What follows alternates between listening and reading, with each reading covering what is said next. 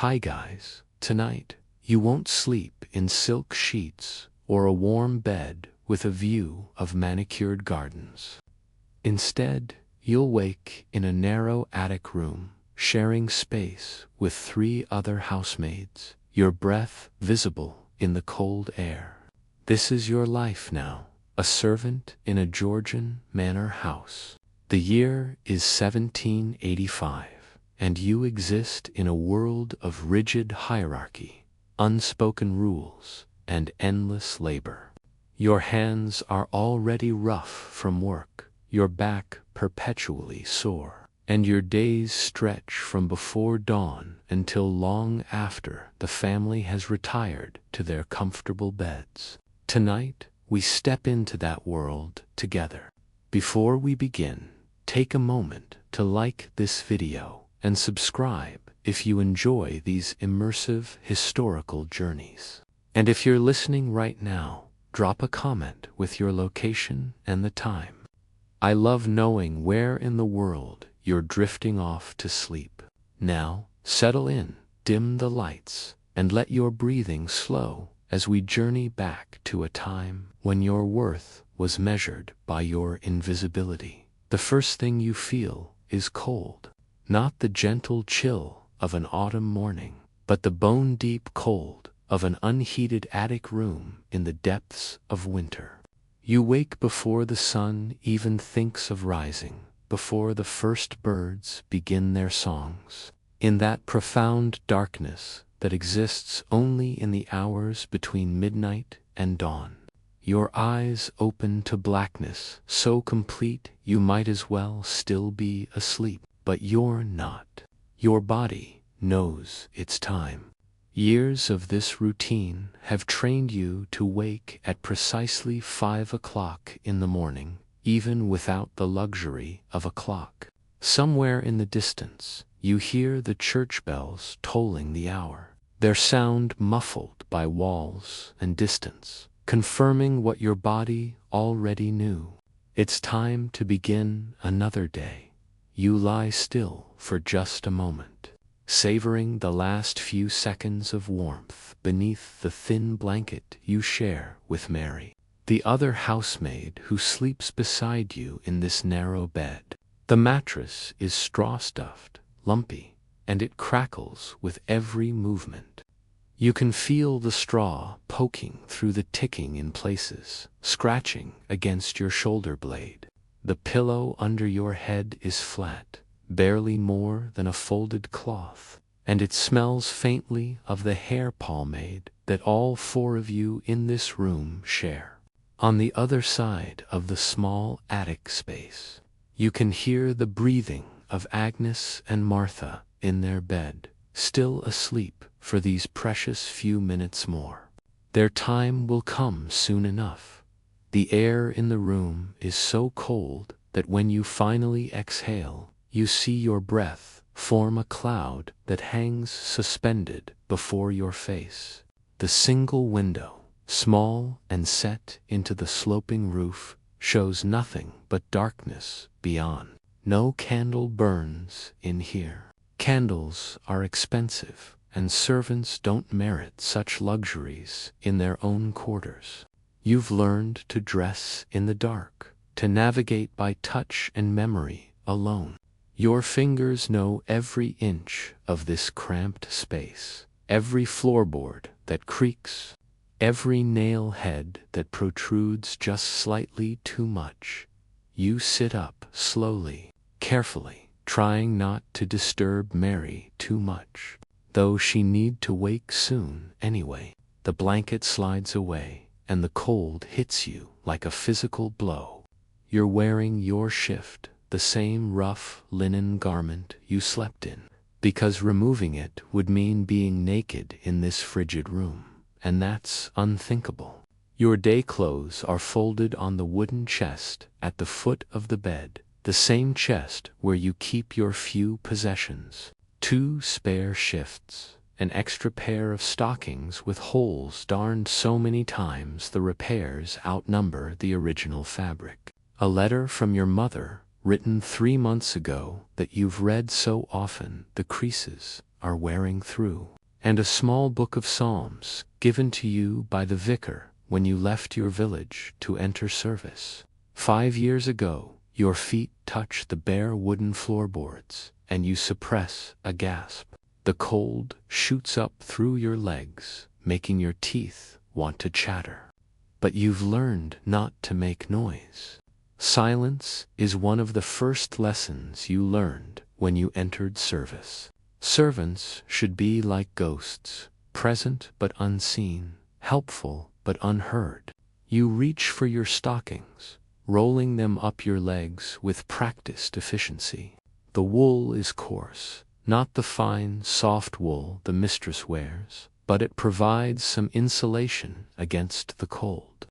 Next comes your stays, the stiff bodice that shapes your torso and supports your back through the long hours of labor ahead. You lace them yourself, fumbling slightly in the darkness, pulling them snug but not too tight. You need to be able to breathe, to bend, to work. Your petticoat comes next, then your work dress. It's made of sturdy brown wool, practical and plain, with long sleeves and a high neck. The hem is already wearing thin from constant scrubbing and washing, and there's a patch near the bottom where you caught it on a nail last month. Over this goes your white apron, starched stiff, the symbol of your position. A housemaid's apron must always be pristine, always white, always pressed. It's one of the few visible markers of your status in the household hierarchy.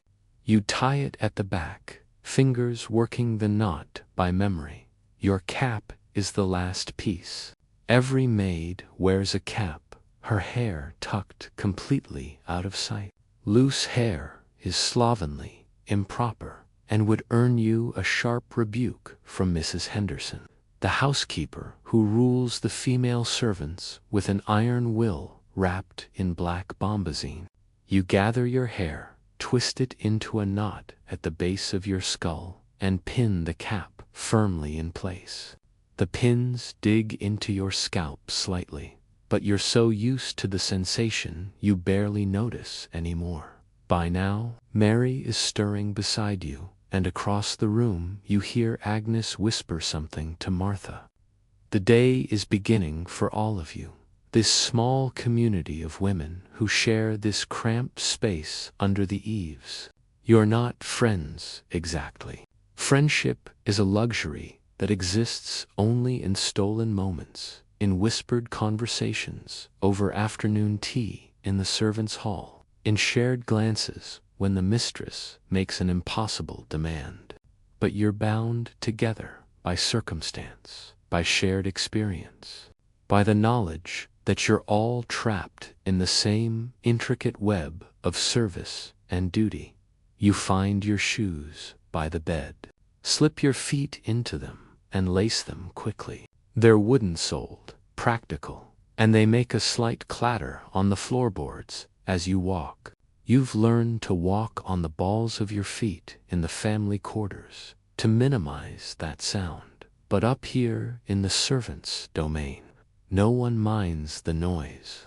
This is your world, separate and unequal to the one that exists just 2 floors below. The room is so small that when all 4 of you are moving at once, you're constantly navigating around each other. A carefully choreographed dance performed in near total darkness. The ceiling slopes sharply on both sides, following the roofline, and you've learned to duck instinctively at certain points to avoid hitting your head. The first week you worked here, you collected bruises on your forehead from that mistake. Now, your body knows the geography of this space as well as it knows itself. There's a washstand in the corner with a chipped porcelain basin and a pitcher of water. The water is ice cold, of course. There's no hot water up here, no fire to warm anything. That's a luxury reserved for the family rooms below. You pour a small amount into the basin, just enough to splash your face and hands. The cold makes you gasp, but it also wakes you fully, shocking away the last traces of sleep. You dry your hands and face on the rough towel hanging beside the basin, and now you're ready. Ready for another day that will stretch for 16 hours or more. Ready to be invisible, efficient, and tireless. You're the first one dressed, so you have the responsibility of lighting the single candle that will help the others see as they prepare themselves. Matches are kept in a tin box on the mantelpiece. There's a small fireplace in this room, but it's never lit, except on Christmas Day, a rare concession to the cold. You strike the match, the sulfur smells sharp in the confined space, and touch it to the candle wick. The flame catches, grows, and suddenly the room is bathed in a warm, golden glow that seems impossibly bright after the darkness. Shadows dance on the sloped ceiling, and you can finally see your roommates clearly. Mary is struggling with her stays, and you move to help her, lacing them up the back with quick, efficient movements. Agnes is already dressed, pinning her cap, her face drawn with exhaustion. She's been unwell lately, a persistent cough that she tries to muffle into her handkerchief so Mrs. Henderson won't hear. Illness is dangerous in service. It makes you expendable, replaceable. Martha, the youngest of your group, at 15, still looks half asleep, her eyes struggling to focus as she fumbles with her stockings. You check the small watch that hangs on a nail by the door. It's the only clock in the servants' quarters, brought up here by Mrs. Henderson years ago so that the maids would have no excuse for tardiness. 5:15. Time to go. Your workday begins now, and it won't end until the house is dark and silent tonight. Until every fire is banked, every dish is washed, every surface is clean. You take a deep breath, feeling the cold air fill your lungs, and begin your descent down the narrow servants' staircase. The wooden steps are worn smooth in the center from decades of feet climbing up and down, in an endless cycle of service. This is your life. This is your world. And tonight, you'll live every moment of it, from the pre-dawn darkness to the exhausted collapse into bed at night. Welcome to service in a Georgian Manor house.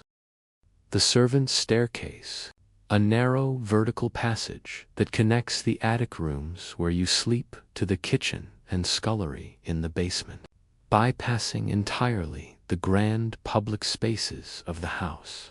It's dark even in daytime, lit only by small windows at each landing that admit grudging amounts of light. At this hour, before dawn, you navigate by touch and memory, one hand trailing along the rough plaster wall, your feet knowing exactly where each step rises and falls.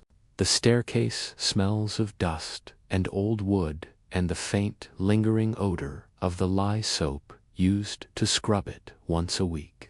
Your shoes tap softly against the treads as you descend, and behind you, you can hear the others beginning their own descent. A quiet procession of servants moving through the house's hidden circulatory system. This staircase is your domain, but it's also your reminder. The family never sees these stairs, never climbs them, never even thinks about them. They exist in a different world, connected to yours only by bells and service. Their staircases are wide and grand, with polished banisters and carpeted treads that muffle footsteps. Paintings line their walls, and windows flood the space with light. Your staircase is functional, nothing more. It's the difference between you and them made physical. built into the very architecture of the house.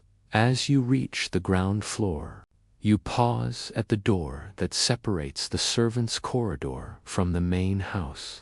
This is a boundary you cross dozens of times each day, but you never cross it carelessly. On the other side is their world, the world of silk and silver, of leisure and luxury. You're allowed there only to serve, only to clean, only to make their comfort possible. You smooth your apron, check that your cap is straight, and push through the door into the dim entrance hall. The contrast is immediate and striking. The entrance hall, even in darkness, speaks of wealth. The floor is marble, black and white squares that gleam faintly in the pre-dawn gloom. The ceiling soars 2 stories above you, decorated with plasterwork that cost more than you'll earn in your entire lifetime. A chandelier hangs in the center, its crystals dark, now but capable of scattering light into 1,000 rainbows when lit. Portraits of the family's ancestors line the walls, stern-faced men and women in the fashions of previous generations, looking down at you with painted eyes that seem to judge your every movement. You move quickly across the hall, your wooden soles clicking on the marble, and head toward your first task of the day. But even as you move, you're acutely aware of your place in the invisible hierarchy that structures every moment of life in this house. You're a housemaid, which puts you somewhere in the middle of the servants' ranking. Above you are the upper servants, those who wear black instead of colored dresses, those who have titles and authority. Mrs. Henderson, the housekeeper, rules the female servants with absolute power. She's a widow, dignified and stern, wearing her keys on a chain at her waist, like a badge of office. Those keys unlock every door, every cupboard, every storeroom in the house, and they mark her as the keeper of the household's domestic order. Mr. Bartholomew, the butler, holds equivalent power over the male servants. He's an older man, nearly 60, who has served the family for decades. His word is law in the servants' hall, his approval sought, his displeasure feared. He moves with a gravity that befits his position, speaks in measured tones, and guards the family's wine cellar and silver as though they were his own. Beneath him are the footmen, young men chosen as much for their height and appearance as for their capabilities. They wear livery, elaborate uniforms in the family colors, and they serve at table, answer the door, and accompany the family on outings. They're ornamental as well as functional, and they know it. Lady Pemberton, the mistress of the house, has her own lady's maid, Miss Collins, a woman of perhaps 30 who enjoys privileges that make the rest of you quietly envious. She sleeps on the 2nd floor, not in the attic. She wears dresses of finer fabric cast-offs from her mistress. She travels with the family when they go to London for the season, seeing a world beyond this country estate. But she pays for those privileges with constant attendance, being at her mistress's beck and call at any hour of day or night. Her life utterly subordinated to another's whims. Below you in the hierarchy are the scullery maids, girls who work in the wet, grimy world of the kitchen scullery, scrubbing pots and washing dishes until their hands are red and raw. They're the lowest of the low, often girls as young as 12 or 13, working their first positions in service, hoping to eventually rise to housemaid status. You remember being that age. Remember the overwhelming terror and exhaustion of those first months. You've climbed a rung on the ladder since then, but you're still far from the top. And you know, deep in your bones, that you'll likely never climb much higher. Social mobility in service exists, but it's slow, grudging, and requires both luck and the favor of those above you.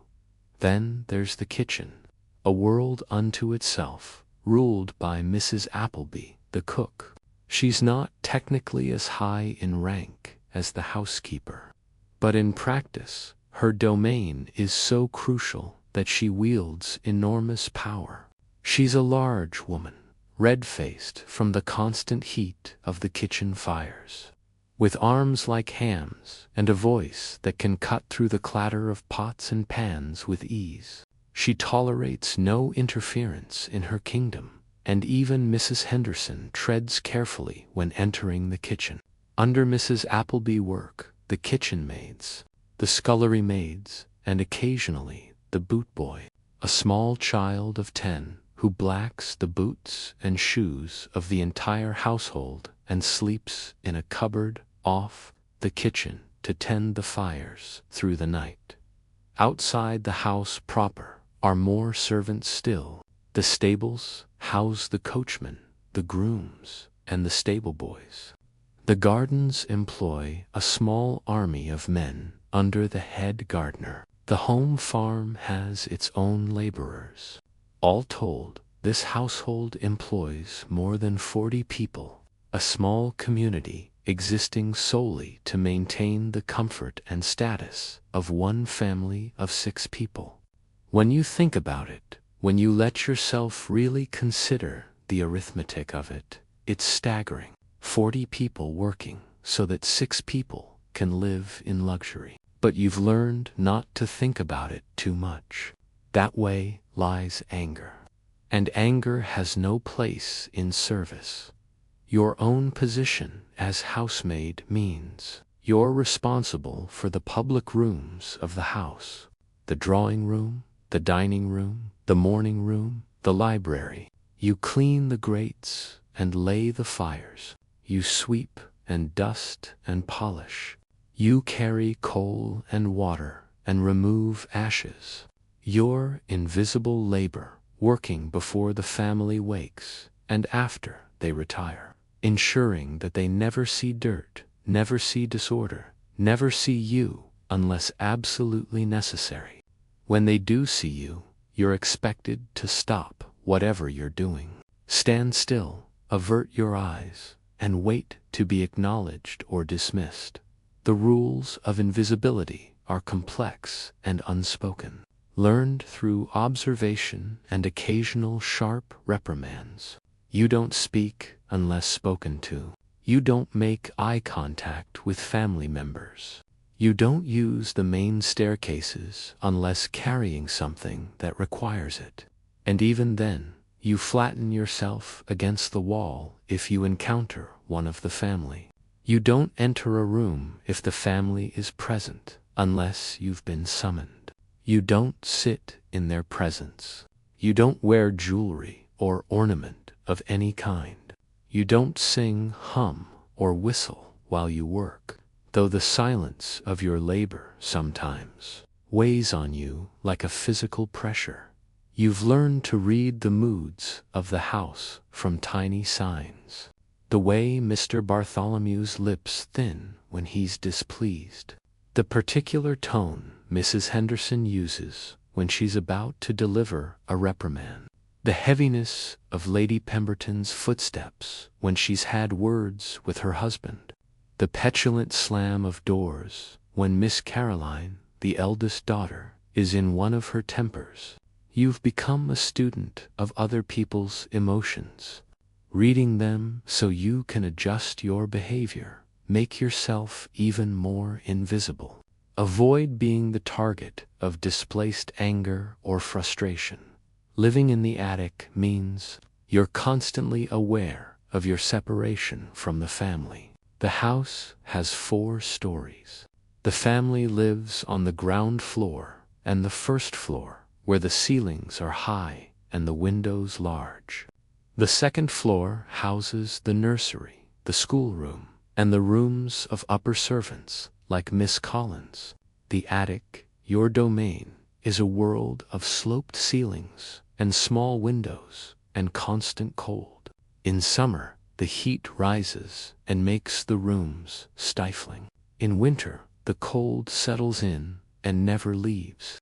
You exist on the margins, literally at the top of the house, as far from the centers of power and comfort as possible, while still being under the same roof. And yet, paradoxically, you know this house more intimately than the family ever will.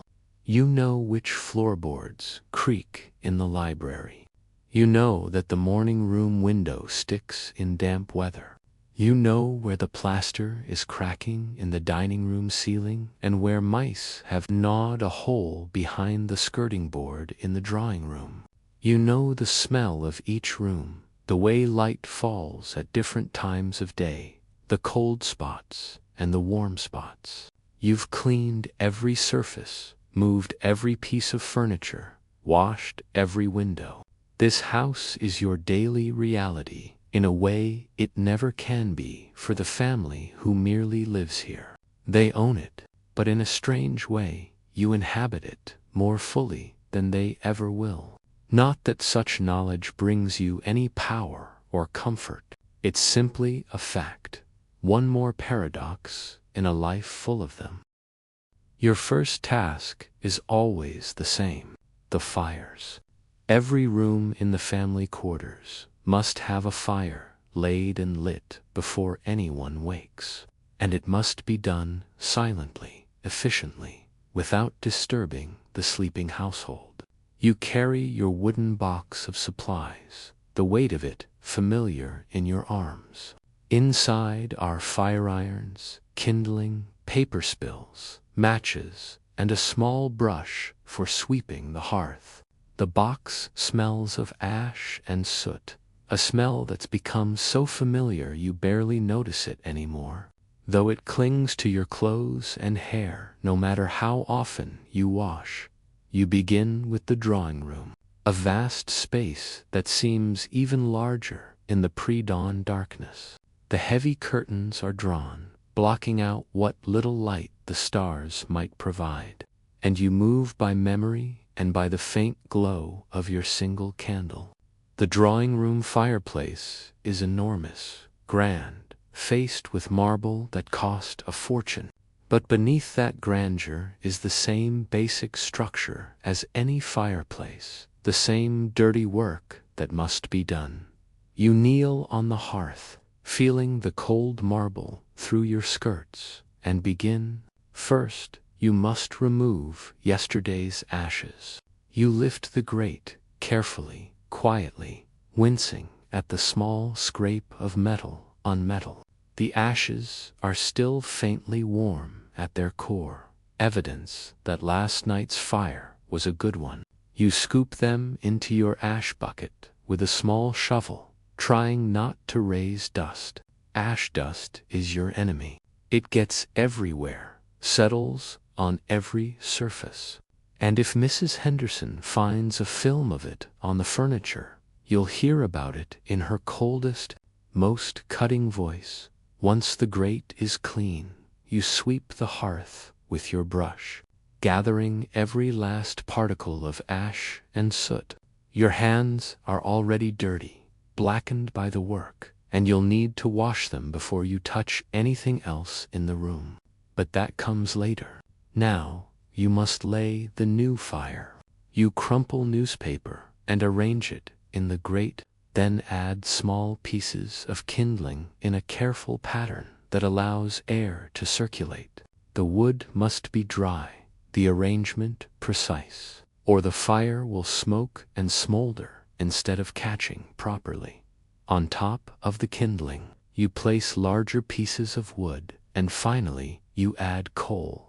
Coal is expensive, and you're expected to use it sparingly, to make it last, to never waste a single piece.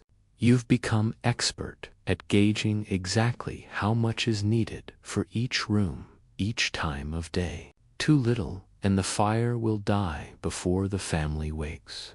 Too much, and you'll be accused of extravagance, of not respecting the cost of the household's operation.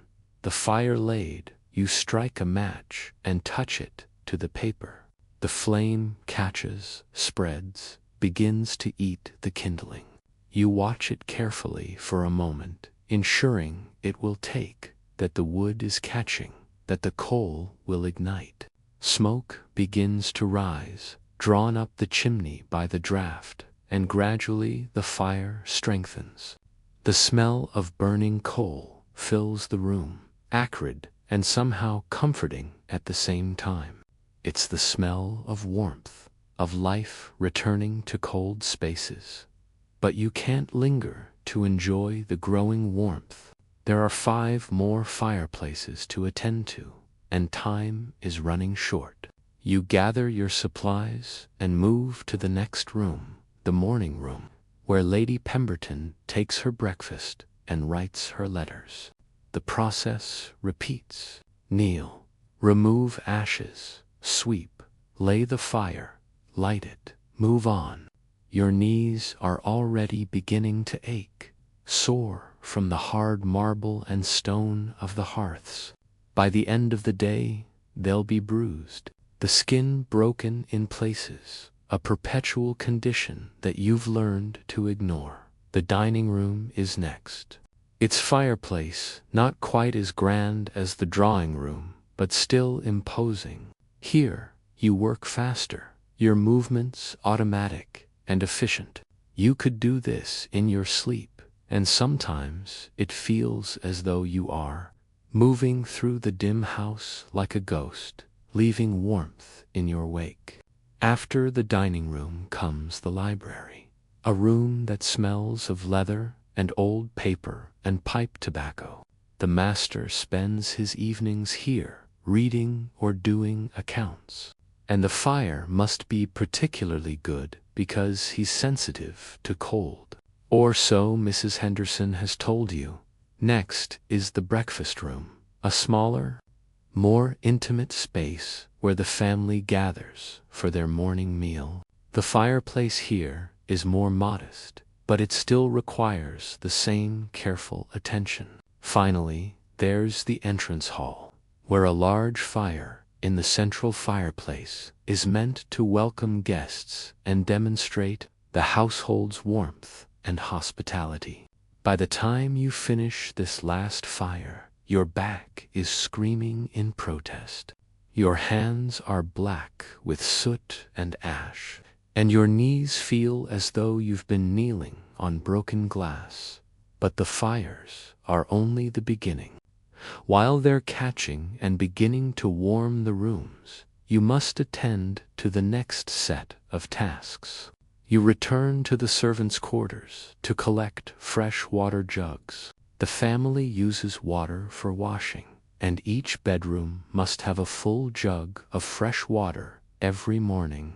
The jugs are heavy, made of porcelain, painted with delicate patterns.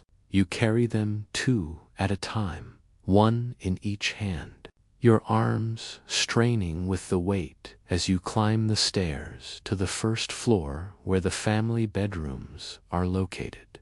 You move as quietly as possible down the carpeted hallway, pausing outside each door to listen. You must ensure no one is awake, no one is stirring. The water must appear as if by magic, as if the jug simply refills itself overnight. You open each door with excruciating care, wincing at every small creak of hinges, every whisper of wood against carpet. Inside each dark bedroom, you can hear breathing, the soft sounds of sleep. You cross to the washstand, remove the old jug with its stale water from yesterday, and replace it with the fresh one. Then you retreat, closing the door with the same careful silence. The chamber pots must be emptied next, a task you find deeply humiliating even after years of doing it. Each bedroom has a commode with a chamber pot inside, and these must be emptied and cleaned every morning.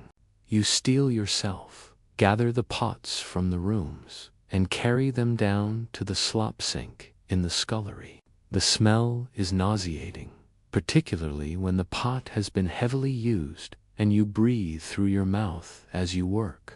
You empty the contents, rinse the pots with cold water, dry them carefully, and return them to their places. It's degrading work, handling the waste of people who see you as barely human.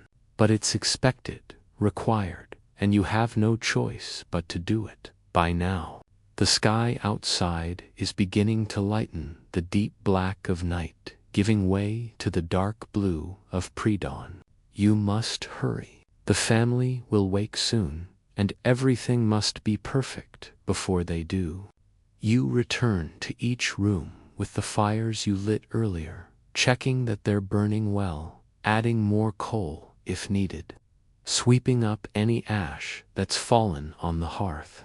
You dust the mantelpieces, wipe down any surface that might have collected overnight dirt, straighten the curtains, and adjust the furniture so that everything is precisely in its proper place. The physical toll of these morning tasks is relentless. Your back aches from bending and lifting. Your knees throb from kneeling on hard floors. Your hands are raw from the cold water and the harsh lye soap you use to scrub them clean. Your arms feel leaden from carrying water jugs and coal scuttles. And it's not yet 6 o'clock in the morning. The family is still asleep, unaware that you've been working for an hour already, preparing their world so it will be comfortable when they finally decide to grace it with their presence. There's a particular kind of exhaustion that comes from this work, not just physical, but mental and emotional.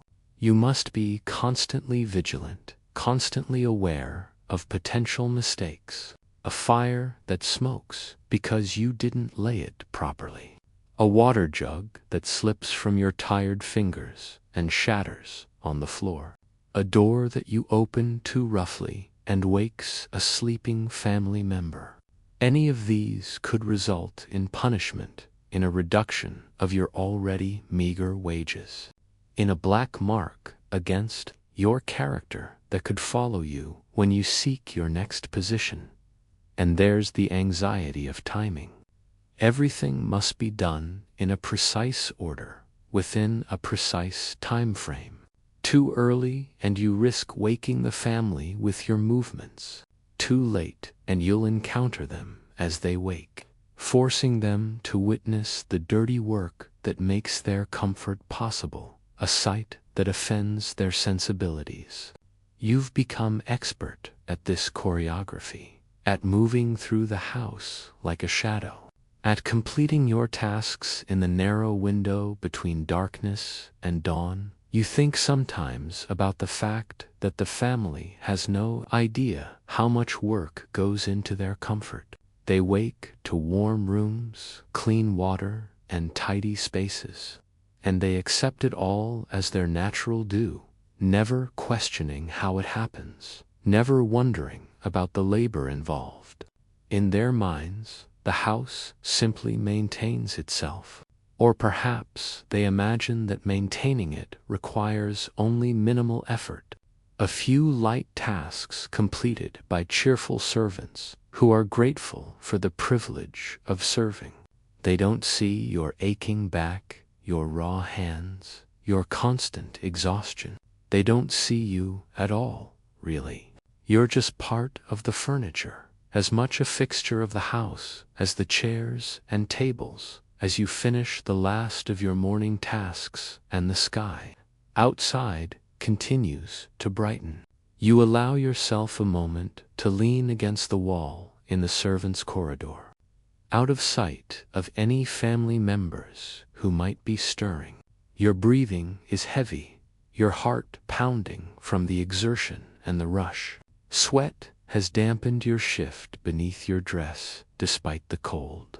Your stomach growls, reminding you that you haven't eaten yet, that breakfast for servants won't come until the family's breakfast has been prepared and served, which could be hours from now. But there's no time to dwell on your hunger or your exhaustion. The bell system is beginning to sound, the small bells in the servants' corridor jangling as family members wake and pull the bell cords in their rooms, summoning attendance. You straighten your apron, tuck a stray hair back under your cap, and prepare to respond. The day has truly begun now, and there are many hours of work still ahead.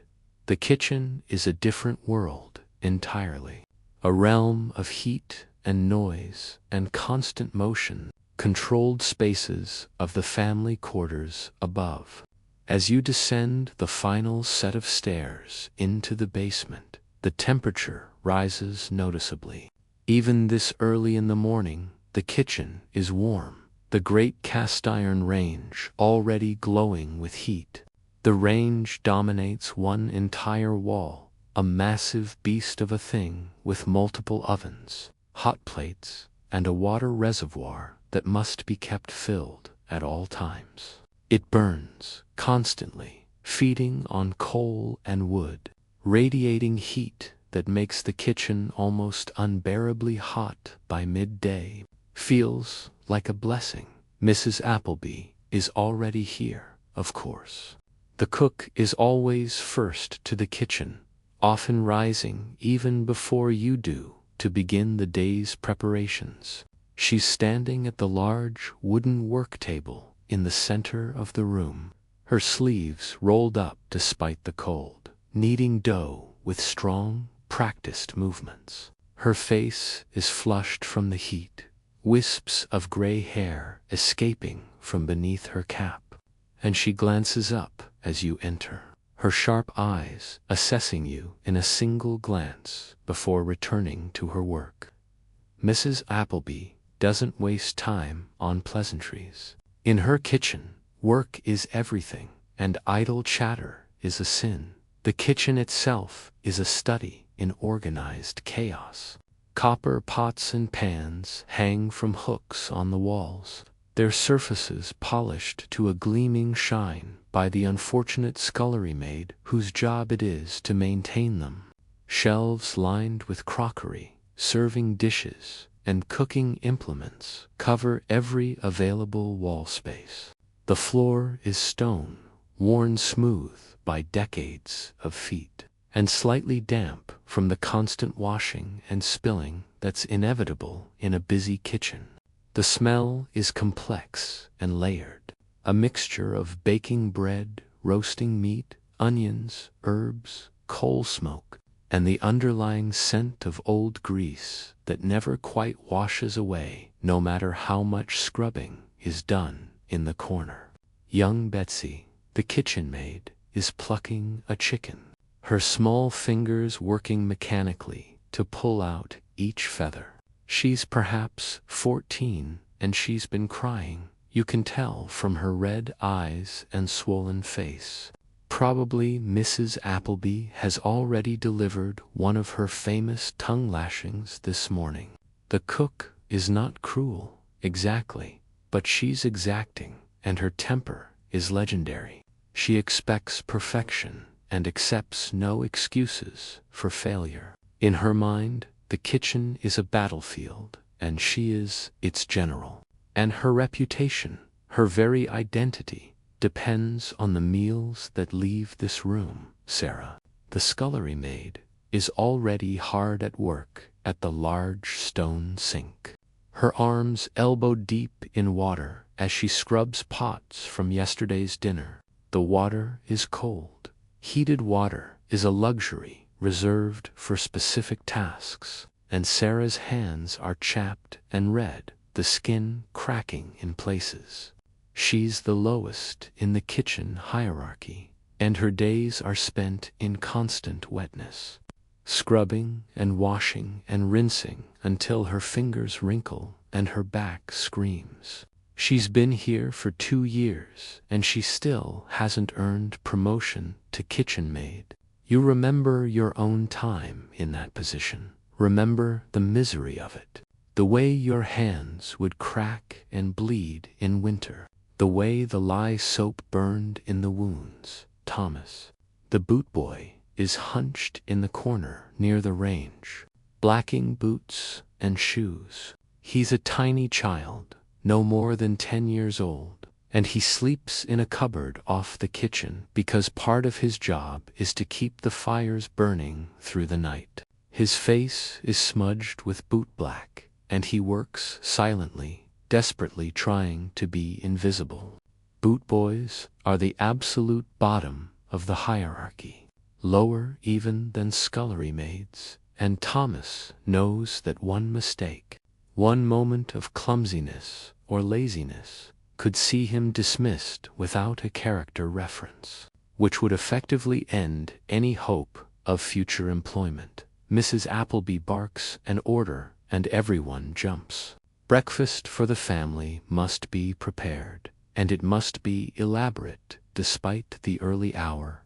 The Georgian upper classes take their breakfast seriously, and Lady Pemberton expects a spread that would feed a dozen people, even though the family consists of only 6. You watch as Mrs. Appleby orchestrates the preparation with the precision of a military commander. Betsy is sent to fetch eggs from the cool larder. Sarah, her hands still dripping, must set aside her washing to slice bread. Thomas is dispatched to bring more coal for the range. The range roars as Mrs. Appleby opens one of the ovens, releasing a blast of heat that makes everyone near it step back. Inside, loaves of bread are baking, their crusts turning a perfect golden brown. The smell is intoxicating, rich and yeasty, and your stomach clenches with hunger. But that bread is not for you. It's for the family table. Servants eat different bread, coarser and darker, made from cheaper flour. You've learned to accept this disparity, but it never quite stops stinging to smell food you cannot eat, to prepare meals you will never taste. Mrs. Appleby pulls the bread from the oven with practiced ease, using thick cloths to protect her hands from the heat, and sets the loaves on the wooden table to cool. Immediately, she begins the next task. Eggs must be boiled, precisely 6 minutes for each one. Bacon must be fried, not too crispy, but with the fat rendered out properly. Sausages must be cooked through but not dried out. Kippers must be grilled, their oily smell filling the kitchen. Toast must be made, sliced thick and toasted until golden. Butter must be softened, honey and preserves must be decanted into serving dishes. Tea must be brewed in the special silver teapot that goes up to the dining room. And this is just breakfast. Later will come luncheon, then afternoon tea, then dinner. Each meal more elaborate than the last, each one requiring hours of preparation. Mrs. Appleby never stops moving, never stops directing, her mind tracking a dozen tasks simultaneously. She tastes, adjusts seasonings, checks temperatures, delegates tasks, and maintains absolute control over her domain. You admire her competence, even as you're slightly afraid of her temper.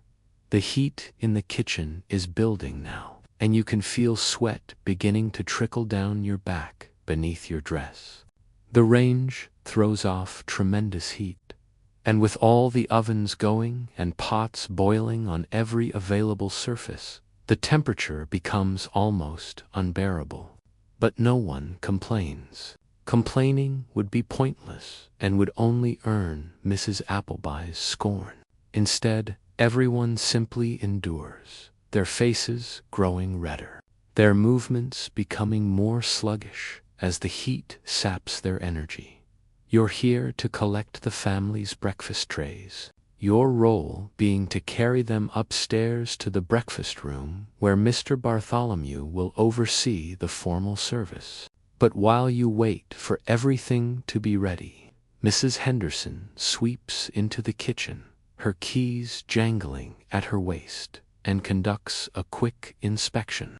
She opens cupboards, checking that supplies are properly stored. She runs a finger along a shelf, checking for dust. She examines the floor, looking for spills that haven't been cleaned up. Her face is expressionless, but you can see Mrs. Appleby stiffen slightly.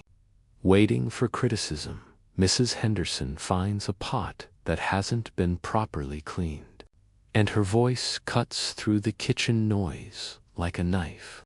Sarah is summoned, the offending pot is held up for examination, and the poor girl receives a sharp rebuke about standards and proper cleaning procedures. Sarah bobs a curtsy, murmurs, "Yes, ma'am," turns to her sink with tears threatening. Mrs. Henderson continues her inspection, finds nothing else amiss, and departs as silently as she arrived, leaving behind a kitchen full of servants who are all breathing a little easier, but are also reminded that perfection is expected at all times, while the upper servants maintain the hierarchy through their authority. Meals maintain it through their content. The servants will eat eventually, but not yet, and not the same food as the family. In an hour or so, after the family's breakfast has been served and the immediate chaos has subsided, the servants will gather in the servants' hall for their own meal. They'll eat porridge made from oats, perhaps some bread and butter, tea sweetened with sugar, but no cream. It's adequate nutrition, enough to fuel the day's labor, but it's plain and monotonous. The family eats bacon, eggs, fish, fresh bread with butter and honey, fruit, pastries. The contrast is stark and deliberate. There's a curious psychological effect to this constant preparation of food you cannot eat. You become intimately familiar with luxury while being denied it. You know exactly how kippers should be grilled, what temperature the tea should be, how crispy the bacon should be. You develop expertise in creating pleasure for others while experiencing none yourself. It's a particular kind of torture, subtle but persistent. This constant reminder that you exist to serve, not to enjoy. Finally, the breakfast is ready. Mrs. Appleby has arranged everything perfectly on large silver trays. The food is still steaming hot, artfully arranged, garnished with parsley and other herbs. You and another housemaid lift the trays, their weight substantial, and begin the journey upstairs. You must move carefully, avoiding any sudden movements that might cause something to spill or shift. The stairs are narrow and steep, and you must watch your footing while also balancing the heavy tray. Your arms begin to tremble with the effort, but you grit your teeth and continue. You emerge into the breakfast room where Mr. Bartholomew is waiting, his expression stern and assessing. He examines the trays with a critical eye, checking that everything is present, that nothing has spilled, that the presentation meets his exacting standards. Satisfied, he nods curtly, and you're dismissed back to the kitchen. Your part in breakfast is done, though the meal itself is just beginning for the family. They'll eat leisurely, taking their time, discussing their plans for the day. Meanwhile, you'll return to the hot, noisy kitchen, where there's already a mountain of dishes waiting to be washed, and the preparation for luncheon is about to begin. As you descend the stairs once more, you realize you've been awake and working for nearly 3 hours. Your feet hurt, your back aches, your hands are still marked with soot from the morning fires, and you're desperately hungry. But the day has only just begun. There are so many more hours of work ahead, So many more tasks to complete. So many more opportunities to make mistakes that could cost you your position. You take a deep breath, steel yourself, and return to the kitchen, where Mrs. Appleby is already barking orders for the next meal. The breakfast room is flooded with morning light. When you return with fresh tea, the curtains have been drawn back, revealing windows that look out over the manicured gardens, and the family is assembled around the table in various states of wakefulness. This is your first real encounter with them today, your first moment of being in their presence, and you feel the familiar tightening in your chest, the hyper-awareness that comes from being in the same space as your employers. Lord Pemberton sits at the head of the table, hidden behind the morning newspaper, The Times, which has been delivered from London and ironed flat by Mr. Bartholomew to remove any wrinkles and ensure the ink doesn't transfer to his lordship's fingers. He's a man of perhaps 50, with graying hair and the slightly florid complexion of someone who enjoys his wine. He doesn't acknowledge your entry, doesn't look up from his paper. To him, you're simply part of the room's function, like the furniture or the wallpaper. Lady Pemberton sits opposite him, sipping tea from a delicate porcelain cup painted with roses. She's younger than her husband by a decade, still handsome in middle age, dressed in a morning gown of pale blue silk that probably cost more than you'll earn in 5 years. Her hair is already perfectly arranged, thanks to Miss Collins's earlier ministrations, and she wears a lace cap that somehow manages to look both modest and expensive. She glances at you as you enter, a brief flicker of acknowledgement, but says nothing. The children are also present. Master William, the eldest son and heir, is 17 and home from university for the holidays. He's languid and bored, pushing food around his plate without much interest, his mind clearly elsewhere.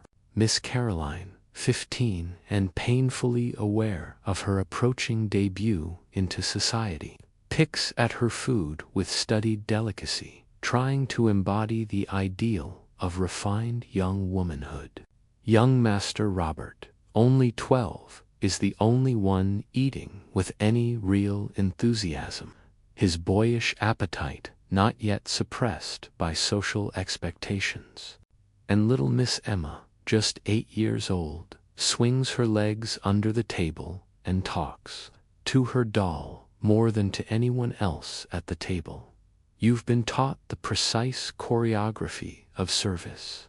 You enter the room slowly, your movements deliberate and quiet. You keep your eyes lowered, looking at the floor or at the tea tray you're carrying, never making direct eye contact with any family member unless they specifically address you, which they rarely do. You move to Lady Pemberton's side and wait, standing perfectly still, until she notices you and indicates with a slight nod that you may pour her more tea. The act of pouring tea is more complex than it sounds. You must lift the heavy silver teapot without your hands shaking. Pour from the correct height to avoid splashing. Fill the cup to the precise level that Lady Pemberton prefers. Not too full, not too empty, and then retreat without a sound. If you spill even a drop, if the spout drips onto the pristine white tablecloth, you'll be reprimanded later by Mrs. Henderson. The tea must appear to pour itself. Your hands must be steady, despite your exhaustion, despite the weight of the silver, despite the tension that makes your muscles want to tremor. You complete the task successfully and step back against the wall, assuming the position you'll maintain for the rest of the meal unless summoned for another task. Your feet are together, your hands are clasped in front of you. Your eyes are lowered, and you become as much like a statue as a living person can become. This is your role now, to be present but invisible, available but unobtrusive, ready to serve but silent unless spoken to. The family's conversation flows around you as if you weren't there. Lord Pemberton comments on something he's read in the newspaper, some political matter that you don't fully understand and aren't meant to. Lady Pemberton discusses plans for a dinner party they're hosting next week, running through the guest list and the menu with Miss Caroline, who's being trained in the management of a household. Master William mentions that he needs new shirts made before returning to Oxford. Young Robert asks if he can go riding after breakfast. Little Emma continues her dialogue with her doll, oblivious to everything else. What strikes you most is how they speak, as though you can't hear them, as though your presence in the room doesn't mean you're actually present in any meaningful way. They discuss intimate family matters, financial concerns, gossip about neighbors and relatives, all while you stand 3 feet away. It's a strange kind of deafness they've cultivated, the ability to not hear the servant who's hearing everything they say, or perhaps they simply don't care that you can hear, because what could you possibly do with the information? You're powerless, voiceless, and any attempt to repeat what you've heard would result in your immediate dismissal. By the time the master rings his bell for morning tea, you've already been working for 2 hours. Your hands are raw, your knees ache, but the house looks pristine, as if it cleaned itself by magic. And now you must stand here, motionless, for however long the family chooses to linger over their breakfast. Time takes on a strange quality when you're standing still. Minutes feel like hours. Your feet begin to hurt, the arches cramping, your ankles starting to swell. Your back aches from maintaining perfect posture. Your neck grows stiff from keeping your head at just the right angle. Submissive, but not servile. Present, but not presumptuous. Mr. Bartholomew enters to oversee the service, his presence bringing an additional layer of tension to the room. He's responsible for ensuring that everything runs smoothly, that the family's needs are anticipated and met before they're even expressed. He stations himself near the sideboard, monitoring everything with his sharp eyes. When Miss Caroline's plate is empty, he signals to you with the slightest gesture, and you immediately step forward to remove it, your movements smooth and practiced. You mustn't scrape the plate against the table, mustn't make any unnecessary noise, mustn't disturb the family's conversation with your presence. The psychological toll of this invisibility is difficult to describe to anyone who hasn't experienced it.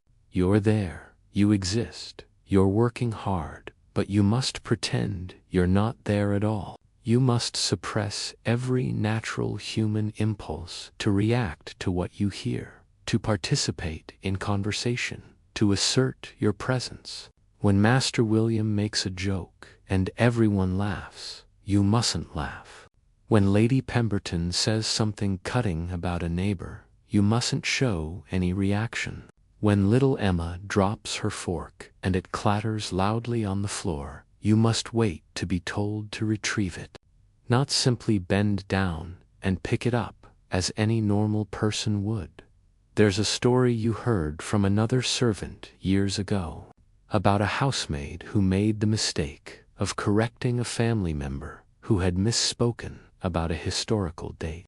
The maid was dismissed on the spot without references. Her career in service effectively ended. The message was clear. Servants don't have knowledge, don't have opinions. don't have the right to speak unless answering a direct question. You've internalized that lesson thoroughly. Your job is not to think, but to serve, not to know, but to do. After what feels like an eternity, but is probably only 45 minutes, the family begins to disperse. Lord Pemberton folds his newspaper with a satisfied rustle and rises from the table. Lady Pemberton dabs her lips with her napkin, a delicate gesture that somehow conveys both satisfaction and dismissal. The children scatter to their various pursuits, and suddenly the room is empty except for you and Mr. Bartholomew, and the wreckage of the meal. The table looks like a small battlefield.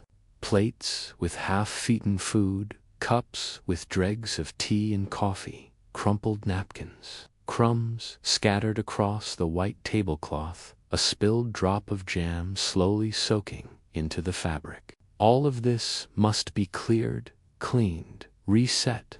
You begin the work immediately, stacking plates carefully, gathering silverware, folding the tablecloth to contain the crumbs. Mr. Bartholomew watches critically, ensuring you follow proper procedure, and then departs with the silver items that are his responsibility to clean and polish. You make multiple trips between the breakfast room and the kitchen, carrying heavy trays loaded with dishes. Your arms shake with the effort, but you dare not rest. The morning is advancing, and there are a dozen other tasks waiting for your attention. In the kitchen, Sarah is already up to her elbows in washing up water, and she looks at you with something like despair as you add more dishes to the already substantial pile. If you're finding comfort in this slow journey through history, leave a comment sharing your thoughts. What surprises you most about this life of service? As you scrape leftover food into the slop bucket, food that will eventually go to the pigs, you catch yourself calculating. That piece of bacon you're throwing away would have made a meal for you. Those eggs, barely touched, could have filled your empty stomach. The bread, the butter, the jam, all wasted, all thrown away, while you exist in a state of perpetual mild hunger. It's not starvation, exactly. You're fed enough to work, but you're never quite satisfied, never quite full. The irony of handling abundance while experiencing deprivation never quite loses its bitter edge, but dwelling on such thoughts is dangerous. It breeds resentment, and resentment makes you careless, makes you more likely to make mistakes. So you push the thoughts away and focus on the work. There's always more work, always another task waiting, always another opportunity to be invisible, to be efficient, to be the perfect servant who makes no noise and leaves no trace except the comfort and ease of the family she serves. The afternoon stretches before you like an endless corridor, each hour filled with tasks that seem to multiply even as you complete them. After the breakfast dishes are finally cleared and washed, after the breakfast room has been swept and tidied, you're given your list of duties by Mrs. Henderson. She appears in the servants' hall with her leather-bound household book, consulting its pages with the gravity of a general reviewing battle plans. Your name is called, and you step forward to receive your assignments for the afternoon. Laundry day is Monday, and today is Monday. Your heart sinks slightly at the confirmation, because laundry is perhaps the most physically demanding task in the entire household routine. The laundry room is located in the basement, a large, stone-floored space dominated by copper tubs, a mangled and drying racks that can be raised to the ceiling on pulleys. The room already smells of lye, soap, and damp fabric when you enter, and steam rises from the copper boiler that's been heating water for the past hour. Agnes is already there, along with 2 day maids who come in specifically to help with the washing. The sheer volume of laundry generated by a household of this size is staggering. The family's clothing, of course, plus all the household linens, the tablecloths, the napkins, the sheets, the towels, the pillowcases.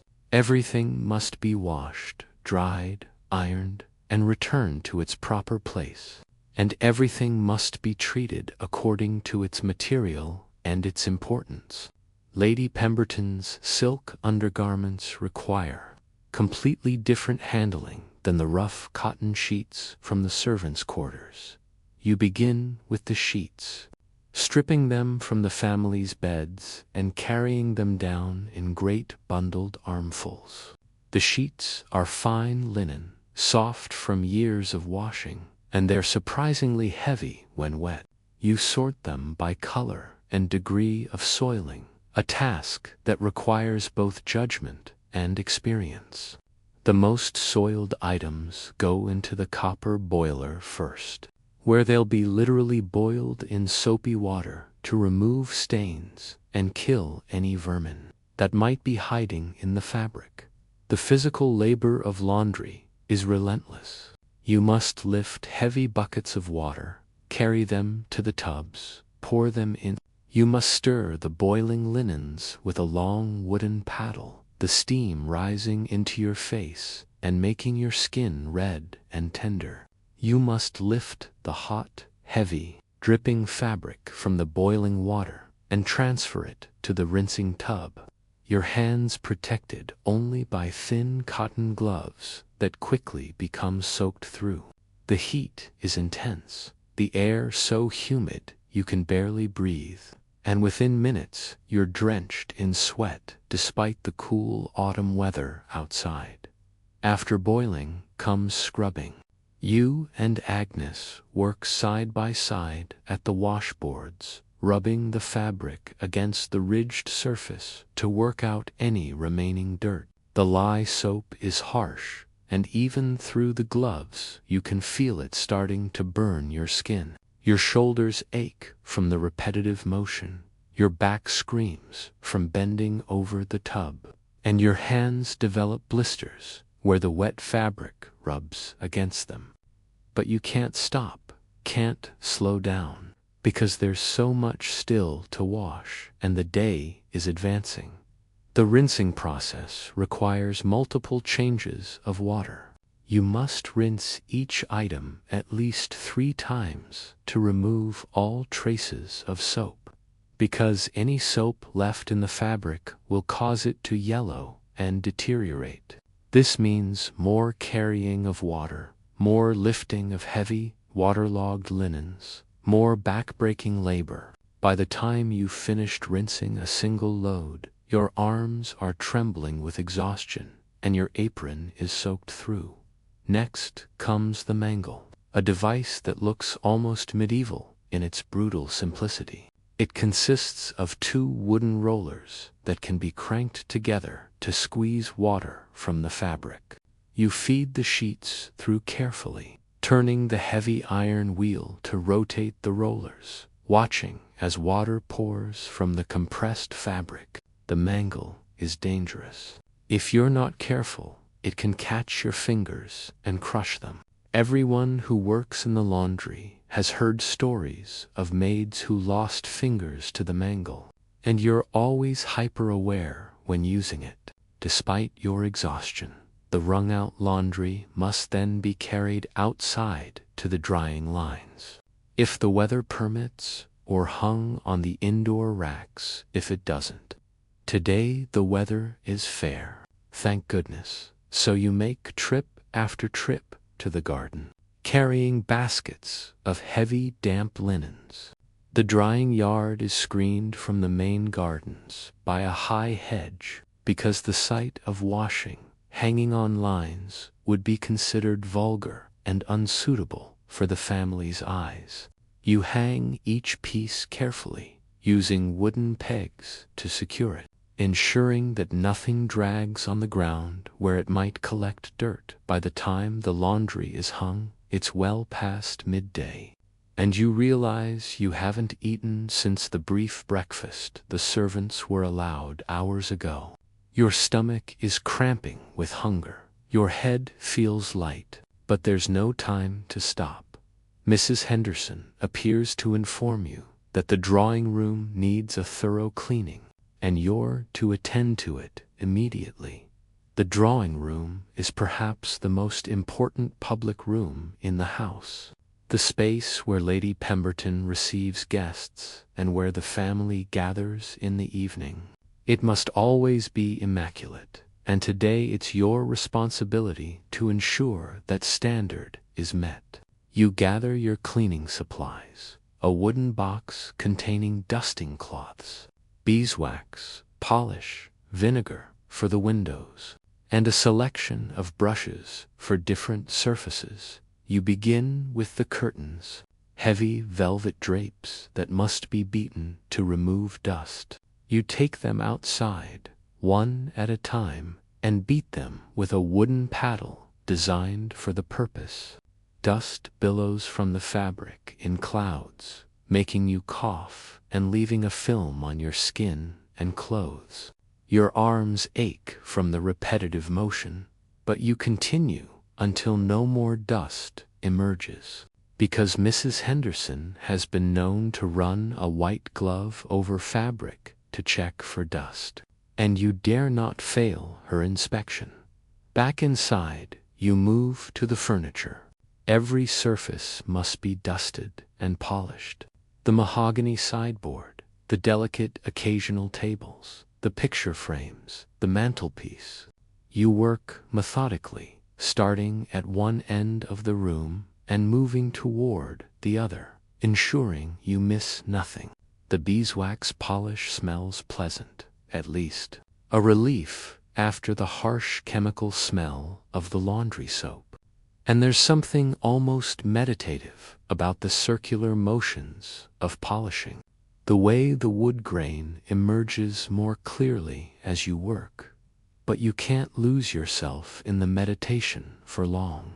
The carpet must be swept with a carpet sweeper, a relatively new invention that's more effective than the old-fashioned method of sprinkling damp tea leaves and sweeping them up to collect dust. You push the sweeper back and forth across the carpet in neat rows, ensuring complete coverage. The repetitive motion makes your back ache even more, and you have to stop occasionally to stretch, pressing your hands against your lower back and feeling the muscles protest. The windows are next, and they're perhaps the most frustrating task because they must be absolutely streak-free.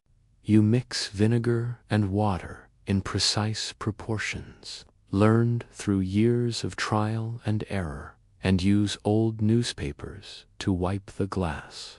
The acrid smell of vinegar fills your nostrils as you work, and your arms burn from reaching up to clean the top panes. You step back periodically to check for streaks, because if Mrs. Henderson finds even one, you'll be sent back to do them again. The fireplace requires special attention. Yesterday's ashes must be completely removed, and the grate must be blackened with special polish that leaves your hands gray and gritty. You kneel on the hearth, not bothering with a cushion because there isn't time, and work the polish into every surface of the iron. Your knees, already sore from this morning's work, send sharp pains up your legs, but you ignore them. Pain is simply part of the job, as constant and unremarkable as breathing. As you're finishing the fireplace, you hear a sound and look up to see Miss Caroline entering the room. Immediately, you freeze, dropping your eyes to the floor. She's not supposed to be here. The drawing room is being cleaned, and the family is supposed to avoid rooms during cleaning. But Miss Caroline is young and thoughtless, and she's forgotten or doesn't care about the schedule. She walks across the room you've just cleaned, her shoes leaving faint marks on the freshly swept carpet. She picks up a book from the side table, flips through it without interest, and sets it down in a different location than where you'd carefully arranged it.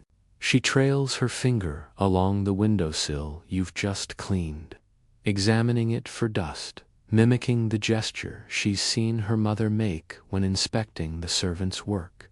Finding nothing, she makes a small, disappointed sound and leaves the room, apparently satisfied that she's asserted her authority.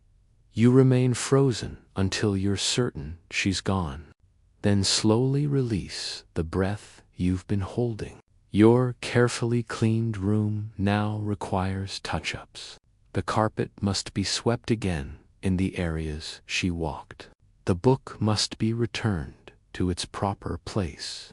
The windowsill must be wiped again in case her finger left any oil from her skin. It's a small thing, this thoughtless disruption, but it's also emblematic of your entire existence in this house. Your work can be undone in moments, dismissed as insignificant, rendered invisible even as you're performing it. By the time you finish the drawing room to your satisfaction, your back is screaming, your knees are throbbing, and your hands are cramped from gripping brushes and cloths. You gather your cleaning supplies and carry them back to the storage cupboard, then pause for just a moment in the cool dimness of the corridor, allowing yourself to lean against the wall and close your eyes. Just a moment of rest. Just a few seconds to catch your breath. But Mrs. Henderson appears, as if summoned by your moment of weakness, and informs you that the silver needs polishing. The silver is Mr. Bartholomew's responsibility, technically, but he requires assistance, and you've been selected to provide it. So you make your way to the butler's pantry, where Mr. Bartholomew presides over an array of silver items laid out on a baize cloth. Candlesticks, serving platters, tea services, cutlery. All of it must be polished until it gleams. Silver polish is another harsh substance that leaves your hands gray and your nails blackened. You work with soft cloths, rubbing the polish into the silver and then buffing it away, revealing the bright shine beneath the tarnish. Mr. Bartholomew supervises silently, occasionally pointing out a spot you've missed or demonstrating the proper technique for a particular item. His standards are exacting, and you know from experience that he'll inspect every piece after you're finished and send you back to redo anything that doesn't meet his approval. The work is monotonous and time seems to slow. Your mind drifts as your hands work automatically, and you find yourself thinking about your family back in the village, your mother, your younger siblings. You send most of your wages home to help support them, keeping barely enough for yourself to buy the few personal items you need. It's been 6 months since you've seen them. 6 months since your last day off, which you spent traveling home and back, barely having time to rest before you had to leave again as the afternoon wears on.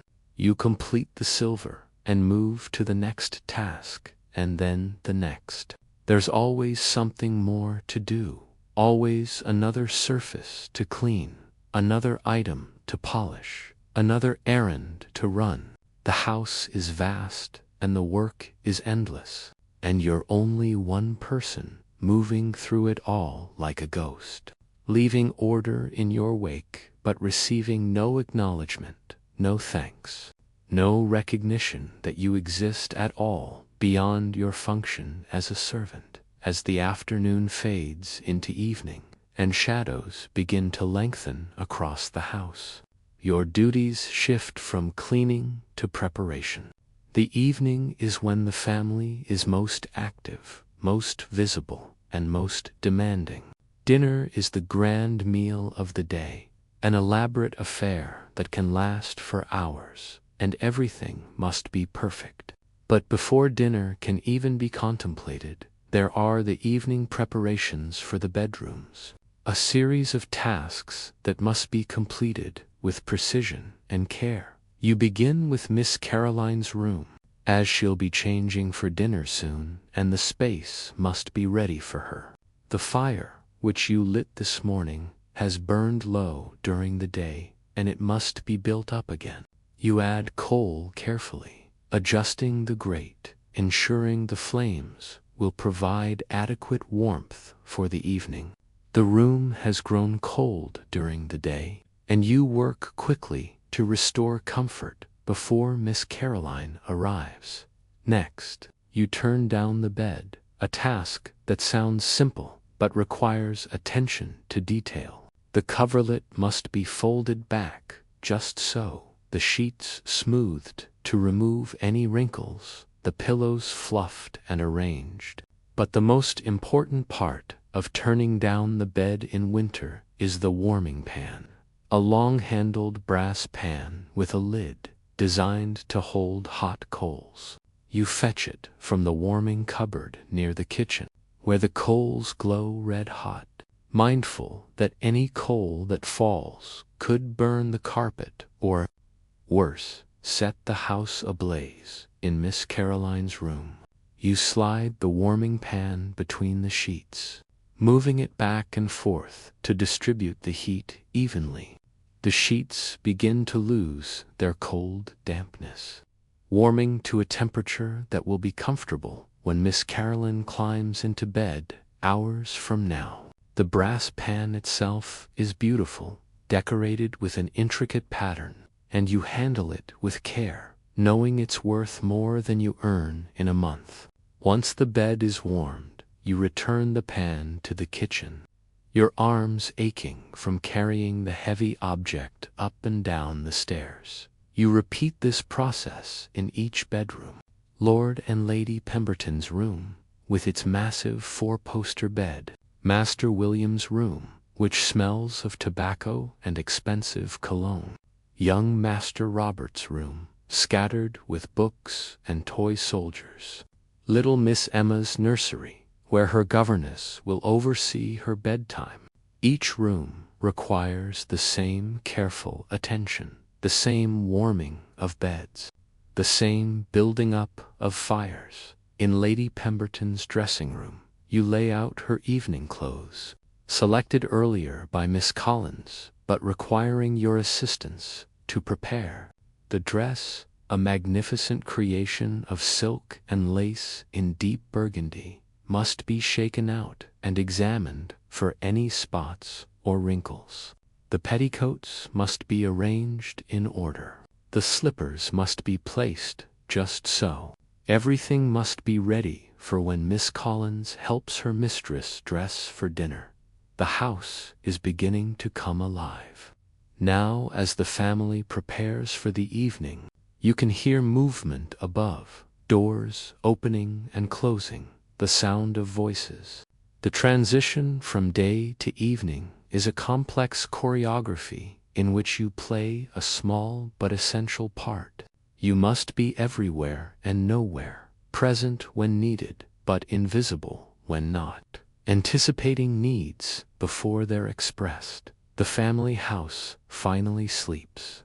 Chandeliers are extinguished, fires burn low, and you climb the dark servants' staircase one last time, every muscle protesting. But before you can rest, there's dinner to serve. And dinner in a Georgian Manor house is an elaborate ritual that requires precision and stamina. The dining room has been transformed. The table, which seats 12, is set with the best china, crystal glasses that catch and refract the light from the chandeliers, and silver cutlery that you polished just hours ago. The room glows with candlelight, warm and inviting, and the family assembles in their evening finery. Lord Pemberton in his dark coat and pristine cravat, Lady Pemberton in her burgundy silk. The children dressed appropriately for their ages, the girls in lighter versions of their mother's elegance, the boys in miniature versions of their father's formality. You and 2 other servants stand against the wall, waiting. Mr. Bartholomew oversees everything from his position near the sideboard, where the food will be arranged before being served. The meal consists of multiple courses, each one requiring careful presentation and timing. First comes the soup, a clear consomme that must be served piping hot. You carry the tureen from the kitchen, moving carefully to avoid any splashing, and Mr. Bartholomew ladles it into bowls with practiced precision. You serve Lady Pemberton first, as protocol demands, approaching from her left side, placing the bowl carefully before her without making a sound. Then Lord Pemberton, then the children in order of age. Each placement must be exact. The bowl centered on the service plate, the soup spoon positioned just so. Your hands must be steady despite your exhaustion. Your movements must be graceful despite the weight of the serving dishes. And you must accomplish all of this while essentially not existing in the family's consciousness. The fish course follows, then the meat, then the removes, each course more elaborate than the last. Roasted fowl, braised beef, vegetables in rich sauces, delicate pastries. The food emerges from the kitchen in a steady stream, and you're constantly in motion, carrying dishes in, removing empty plates, refilling wine glasses, bringing fresh bread. Your feet, already sore from the day's labors, throb with each step. Your arms ache from carrying heavy platters. Your back screams from maintaining perfect posture. And through it all, you must be silent. The family's conversation flows around you, discussions of politics and society, gossip about neighbors, plans for the future. Master William speaks of his studies at Oxford. Miss Caroline talks about a ball she's invited to. Lady Pemberton mentions a letter from her sister, and you hear it all, absorbing their world, even as you remain completely outside it. There's a moment of crisis when you nearly drop a serving dish. It slips in your tired hands, and for one heart-stopping second you think it will fall. Imagine the crash, the ruin of the meal, the inevitable dismissal that would follow. But somehow you catch it, your fingers tightening just in time, and you complete the service without anyone noticing your near disaster. Your heart pounds in your chest, and you feel sweat break out on your forehead despite the room's temperature. The meal finally ends after nearly 2 hours. The family retires to the drawing room for coffee and conversation, leaving behind a table that looks like a battlefield. Plates with half-eaten food, glasses with wine dregs, crumpled napkins, crumbs everywhere. You and the other servants begin the clearing immediately, working quickly because the dishes must be washed tonight, not left. In the scullery, Sarah is already at her station, and she looks at the mountain of washing with something like despair. But there's no choice. The work must be done. You help with the washing, plunging your hands into water that's too hot, scrubbing plates and platters and delicate crystal glasses that cost more than you could ever dream of earning. By the time the washing is finished, and the dishes are dried and put away, it's nearly 10 o'clock. You've been working for 17 hours, with only brief breaks for meals. Every part of your body hurts. Your feet are swollen in your shoes. Your hands are raw from hot water and harsh soap. Your back feels as though it might break if you bend one more time. Your eyes burn with exhaustion, but your work isn't quite finished. You must make one final tour of the family quarters, ensuring all is well for the night. You check that fires are banked properly, that nothing has been left out of place, that doors are secured. You move through the house like a ghost, your footsteps nearly silent on the carpeted floors, checking, tidying, ensuring. Finally, you climb the servants' staircase for the last time today. The narrow stairs seem steeper than ever, and you grip the railing for support as you ascend. Your legs tremble with each step. In the attic, Mary and Agnes are already in bed, too exhausted even to whisper their usual evening conversation. Martha is just finishing undressing, her young face drawn with fatigue. You remove your apron, stained and damp from the day's work. You unpin your cap, your scalp aching where the pins have pressed all day. You step out of your dress, hanging it on the peg for tomorrow, knowing you'll put on the same dress, the same apron, the same cap, and do it all again. You wash your face and hands quickly in cold water, too tired to care about the chill. You unpin your hair, letting it fall around your shoulders. One of the few moments of the day when you're allowed to be slightly less constrained. You climb into bed beside Mary, who murmurs something incoherent. The mattress is lumpy, the blanket thin, the room cold, but none of that matters. You're horizontal, you're still, and blessed sleep is coming. Your last thought before unconsciousness takes you is that, in 5 hours, you'll have to wake and do it all again. Tomorrow will be the same as today, and the day after that, and the day after that, stretching into an endless future of service and labor and invisibility. But for now, for these few precious hours, you can rest in the darkness of the attic. As you lie waiting for sleep to claim you, your mind drifts to the broader reality of your existence. You've been in service for 5 years now, since you were 15 years old. And sometimes it feels like a lifetime, and sometimes it feels like no time at all. The girl you were when you arrived, fresh from the village, terrified and overwhelmed, seems like a different person. That girl had hope, ambition, dreams of rising through the ranks, perhaps one day becoming a housekeeper herself with keys jangling at her waist and authority in her voice.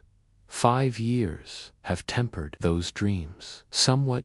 You've learned the realities of service, the way the system works, the limited opportunities available to someone of your class and gender.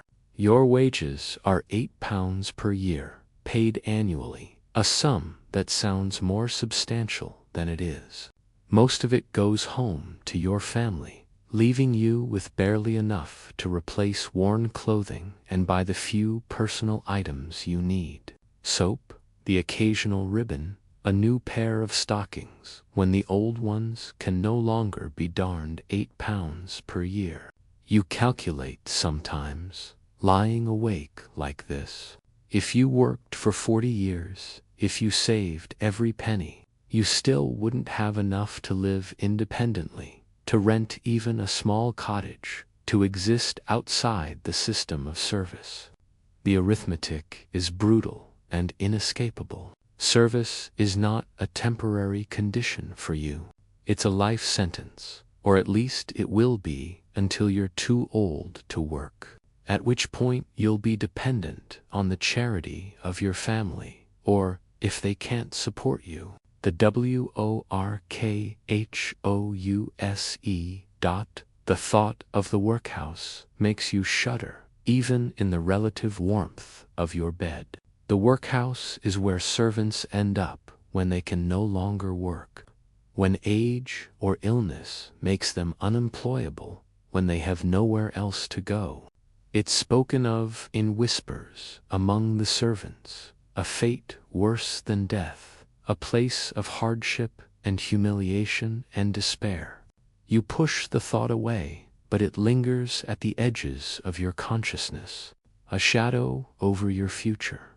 Your days off are supposed to be once a month, but in practice they're more like once every 6 weeks, sometimes longer if the household is particularly busy, or if Mrs. Henderson decides your work hasn't been satisfactory.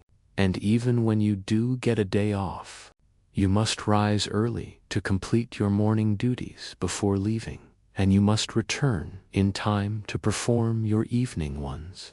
If you want to visit your family, which you do desperately, the journey takes hours, leaving you barely any time at home before you must turn around and come back. Her face careworn and tired, her hands rough from her own labor. She was in service too before she married your father. She understands what your life is like, understands in a way your father never quite has. Your younger sisters will likely follow the same path. Service is what women of your class do. It's expected, considered respectable employment. Better than factory work, better than the mines, better than many alternatives. And that's true, you suppose. You're not breathing coal dust or working with dangerous machinery. You have a roof over your head and regular meals, even if they're plain. But the cost of that security is your autonomy, your privacy, your very selfhood. You exist at the pleasure of your employers. You can be dismissed at any moment, for any reason, or for no reason at all. And without a character reference from your current employer, finding new employment would be nearly impossible. The character reference system gives employers absolute power over their servants.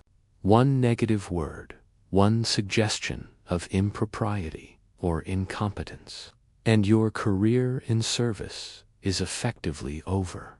This power imbalance pervades every aspect of your life. You have no say in your schedule, your duties, your living conditions. You cannot voice complaints or grievances. You cannot negotiate your wages. You cannot refuse unreasonable demands. To do any of these things would be considered insubordinate, grounds for immediate dismissal. So you remain silent, compliant, accepting whatever is required of you. There's a particular vulnerability that comes with being a female servant. You're aware of it, always, an undercurrent of anxiety that never quite goes away. Young housemaids are vulnerable to the advances of male family members or male servants. If such an advance is unwanted, you have little recourse. To complain would likely result in you being dismissed rather than the man being punished. The assumption would be that you encouraged it somehow, that you were immodest or forward. Your word against a gentleman's word is no contest at all. You've been fortunate so far. Master William has shown no interest in the maids, and Mr. Bartholomew runs a strict household where such behavior is discouraged. But you know other girls who haven't been so lucky, girls who found themselves pregnant and dismissed without references, their lives effectively ruined. The man involved typically faces no consequences at all. It's one of the stark inequalities of your world. One more way in which you're powerless. And yet, despite all this, there are small dignities you cling to. The pride you take in work well done, in a room cleaned to perfection, in a task completed efficiently, the camaraderie with other servants, the shared understanding that comes from common struggle, the rare moments of kindness from Mrs. Henderson, or even from a family member. These things don't change the fundamental inequality of your situation, but they make it bearable, just barely. You've learned skills in service, that's true. You know how to manage a household, how to clean every type of surface, how to launder every type of fabric, how to prepare rooms and serve meals and move through a large house efficiently. If you were to marry, these skills would serve you well in running your own home, however modest. That's what you're told, anyway. That service is training for your future role as a wife and mother. But marriage itself is complicated when you're in service. You have almost no opportunity to meet potential husbands. Your days off are too rare and too rushed. You're not allowed followers, the term for suitors who might call on you. If you're caught meeting a man, even innocently, you could be dismissed for impropriety. Some servants marry other servants, footmen marrying housemaids. But Mrs. Henderson doesn't approve of such matches. And typically, one or both parties must leave the household if they wish to wed. So you exist in a strange limbo, neither child nor fully adult, working but not independent, living in a grand house but owning nothing in it, surrounded by people but profoundly alone. Your labor makes possible the comfort and leisure of the family, but you receive no credit, no acknowledgement. You're like the machinery that runs the house, necessary but invisible, functional but unvalued. There are moments, rare ones, when you glimpse another life. A letter from a childhood friend who married a farmer and now has her own cottage, her own children, her own life, however hard. A conversation with a day maid who speaks of her time working in a shop, facing customers, being visible and acknowledged. These glimpses make you restless, make you question whether service is truly the best of your limited options. But then practicality reasserts itself. You need the wages. Your family needs the money you send home, and you have no training for any other work. Sometimes you wonder what the family thinks of you. If they think of you at all beyond your function. Do they know your name? Really know it? Do they wonder about your life, your thoughts, your dreams? Or are you simply the housemaid, interchangeable with any other girl who might fill the position? You suspect the latter. To them, you're a role, not a person. And perhaps that's easier for everyone. If they saw you as fully human, with hopes and fears and desires of your own, perhaps it would be harder for them to maintain the system that benefits them so greatly at your expense. The political reform movements that occasionally reach your ears through snippets of overheard conversation or articles read in discarded newspapers speak of equality and rights. But these movements don't seem to include you. The reformers speak of the rights of working men, of extending the vote, of improving conditions in factories. But domestic servants, particularly female ones, are invisible in these discussions too. You exist outside the bounds of political consideration, your labor private and domestic, and therefore somehow not real work, not worthy of protection or improvement. And so you lie in your narrow bed, in your cold attic room, and accept that this is your life. Tomorrow you will wake before dawn and do it all again. And the day after that, and the day after that. The seasons will change, the years will pass, and you will remain in service, growing older. Your body wearing out from the labor, until one day you're no longer able to work and must face whatever uncertain future awaits you then. But despite everything, Despite the hardship and the inequality and the exhaustion you endure, you find small moments of joy in the work itself, in the satisfaction of a job well done. You find connection in the brief conversations with other servants. You find hope in the letters from home, in the knowledge that your wages are helping your family survive. You find strength in simply continuing, in refusing to be broken by a system designed to extract your labor while denying your humanity. You are a servant in a Georgian Manor house, and this is your reality. Not the romance of period dramas, not the idealized nostalgia of later generations, but the daily grind of hard physical labor, of social invisibility, of a life lived in service to others. And yet you are more than your role. Somewhere beneath the uniform and the deference and the exhaustion, you remain yourself, a person with thoughts and feelings and worth.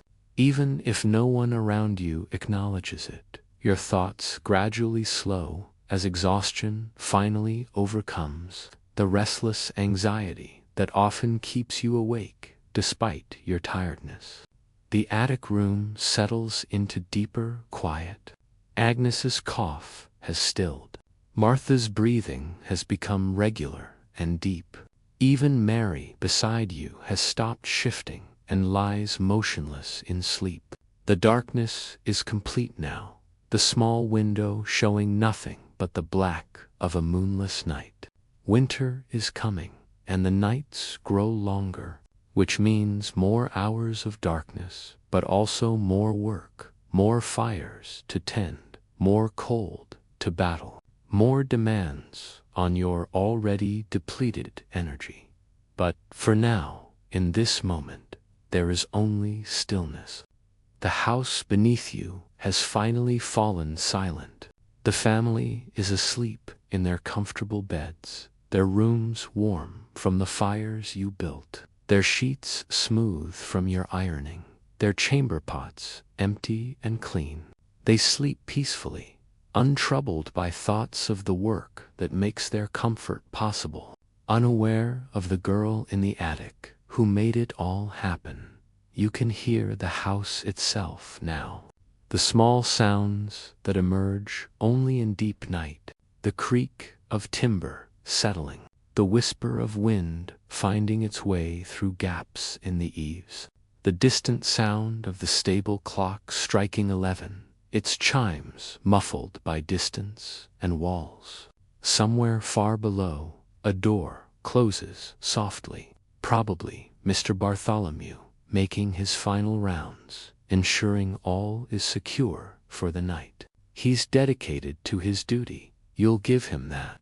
Even if his standards are impossibly high and his manner cold, your body begins to release its tension, muscle by muscle. Your shoulders drop from the hunched position they've held all day. Your hands, clenched even in rest, slowly open. Your jaw, tight from the constant need to remain silent and deferential, gradually relaxes. The pain doesn't disappear. Your back still aches, your feet still throb. Your hands still sting from the day's harsh soaps and hot water. But the pain becomes distant, somehow less immediate. As sleep begins to pull you under, you think drowsily of tomorrow. Monday's tasks completed, Tuesday awaits with its own routine. The endless cycle of cleaning, serving, maintaining. But tomorrow feels far away now, separated from this moment by the blessed interval of sleep. 5 hours. You have 5 hours before the church bells will toll 5 o'clock, and you'll have to rise and begin again. 5 hours of rest, of escape from consciousness, of temporary freedom from the demands of service. In your half-dreaming state, images drift through your mind. Your mother's face, smiling as she reads the letter you sent last month, along with your wages. Your younger sister, who'll be entering service herself next year, still innocent of what awaits her. The village where you grew up, small and poor, but somehow more free than this grand house with all its wealth. You dream of walking through the fields on a summer afternoon, of sitting by the river with nothing demanded of you, no bells summoning you, no tasks awaiting completion, no need to be invisible or silent or perpetually useful. The dream shifts and you're in the manor house kitchen. But somehow it's different. Mrs. Appleby is smiling, praising your work. The family comes to thank you for your service, to acknowledge your labor. Lady Pemberton shakes your hand and tells you you're valued. It's a pleasant dream, absurd and impossible, but pleasant nonetheless. You know, even in your dream state, that it could never happen, that the barriers between your world and theirs are too fundamental, too woven into the very structure of society. But for a moment you allow yourself to imagine it. The cold presses in around the edges of your thin blanket, but beneath the covers, warmed by Mary's presence beside you and your own body heat, there's a small cocoon of relative comfort. It's not luxury, not by any measure, but after 17 hours of labor, it's enough. This narrow bed, this scratchy blanket, this shared space in a cold attic, it's home. Not the home you'd choose if you had choices, but the only home you have. You hear Mary murmur something in her sleep, words indistinct and slurred. She's dreaming too, perhaps, of her own family, her own village left behind when she came into service. All of you in this room have left something behind, some other life that might have been. Agnes might have married the farmer's son who courted her before she left for service. Martha might have stayed home and helped her mother with the younger children. Mary might have worked in her father's shop. You might have done a dozen different things, but circumstance and necessity brought you all here, to this attic, to this life of service. There's a solidarity in that shared experience, even if it's rarely spoken of. You understand each other in ways that no one outside service ever could. You know what it means to be bone-tired and still have hours of work ahead. You know what it means to be invisible, to move through spaces without being acknowledged. You know what it means to suppress your own needs, your own voice, your own self, day after day after day. That knowledge binds you together, makes you almost family in your own way. The wind picks up outside, and you hear it moaning around the eaves. Winter winds, carrying the promise of harder days ahead. But that's tomorrow's worry, next week's worry. Tonight, you're warm enough, safe enough, at rest. Your eyelids grow heavier. The images in your mind become more fragmented, less coherent. You're crossing the border between waking and true sleep now. That twilight state where consciousness begins to dissolve, you think. In a last moment of clarity, about all the generations of servants who've lain in rooms like this, in houses all across England, across Europe, across the world. Countless women and men whose names were never recorded, whose lives were never documented, whose labor was essential but unacknowledged. You're part of a vast, invisible army of workers, and that thought is both humbling and somehow comforting. You're not alone in this. You never were. The servants who came before you in this very house, sleeping in this same room, perhaps even in this same bed, their lives were like yours, an endless cycle of service and exhaustion. And yet they endured. They survived. They found moments of joy and connection even in the hardship. Some of them grew old in service. Some moved on to other positions. Some married and left service entirely. Their stories are lost now, forgotten, but they lived them nonetheless. And someday, your story too will be forgotten.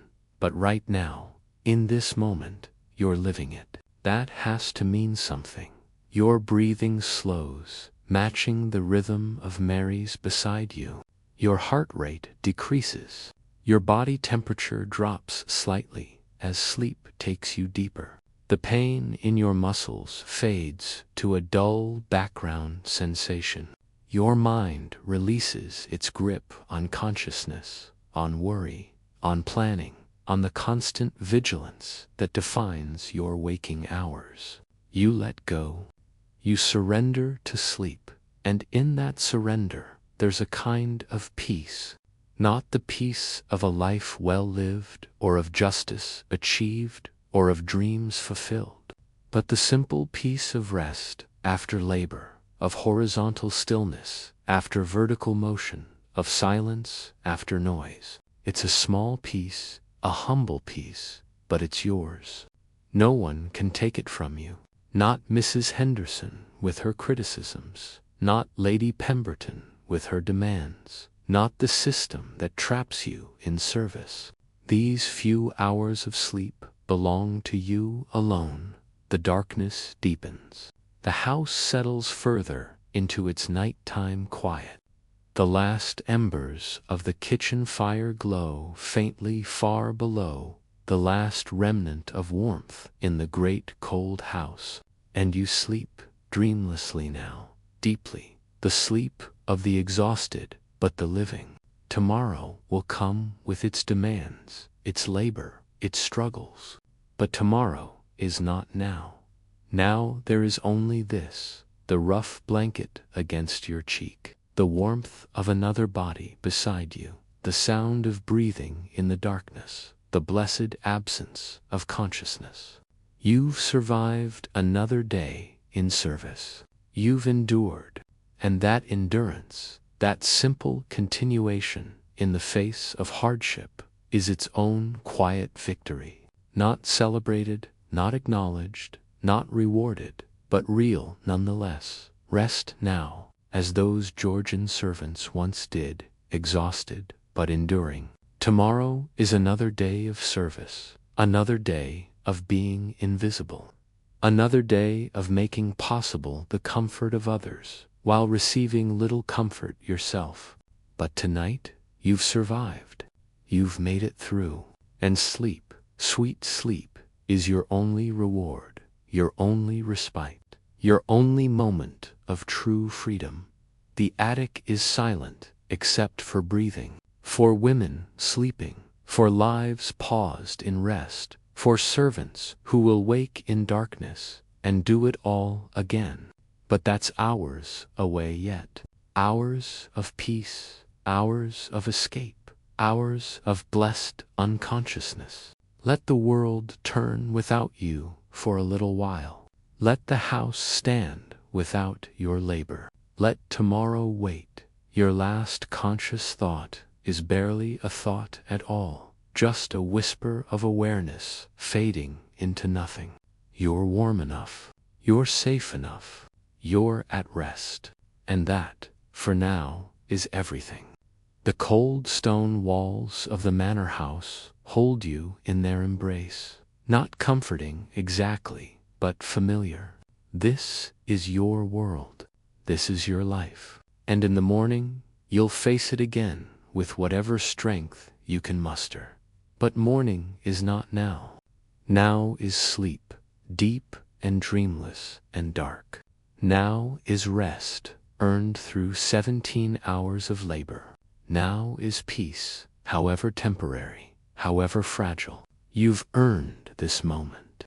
You've paid for it with aching muscles and raw hands and exhausted bones. And now, finally, it's yours.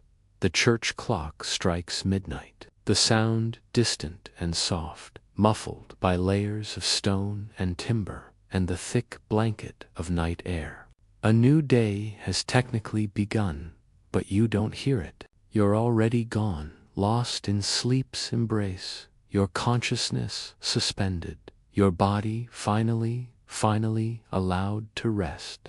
Mary shifts beside you, and you unconsciously shift too, finding a more comfortable position in your sleep, to body sharing warmth in the cold attic night, an instinctive choreography of shared survival in your dreams. If they come at all, there are no fires to light, no chamber pots too empty, no bells summoning you to service. Perhaps you dream of walking through summer fields, the sun warm on your face, time stretching endlessly with no tasks awaiting completion. Perhaps you dream of sitting at your mother's table, unhurried and welcomed, eating bread without guilt, without calculation of whether you deserve rest.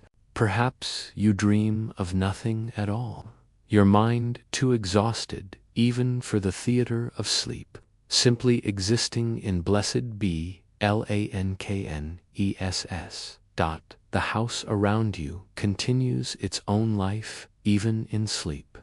The timbers contract in the cold, creating small creaks and groans that sound almost like conversation. The wind finds its way through gaps you didn't know existed, whistling softly, a lullaby of sorts. Somewhere below, a door closes as Mr. Bartholomew completes his final inspection, his footsteps echoing through empty corridors before fading into silence. The last lamp is extinguished. The last ember is banked.